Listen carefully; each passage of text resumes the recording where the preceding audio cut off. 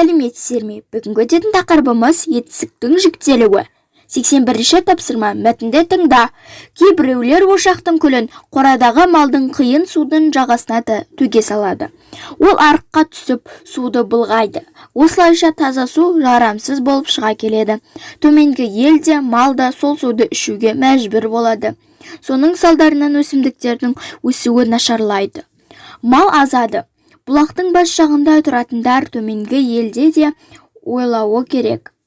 Суға көрінген нәрсені тастай бергеннің де түбі зиян. Сондықтан бабаларымыз күл қоқырды, көң қоқысты бұлақ басына аулаққа төк деп өсиет айтқан. Су таза болсын. Судың ішіндегі балығы мен бақасы уланбасын десеңдер, ағын суға лас нәрселерді тастатпаңдар. Осы мәтін бойынша бізге сұрақтар беріпті. Мәтіннің мазмұнына байланысты өз пікіріңді айт. Бабаларымыз айтқан өсиет сөзді қатесіз көшіріп жаз. 82-ші тапсырмада көп нүктенің орнына жіктік жалғауын қойып сөйлемдерді көшіріп жаз. Мен бөлмені тазалаймын. Сен гүл отырғызасың.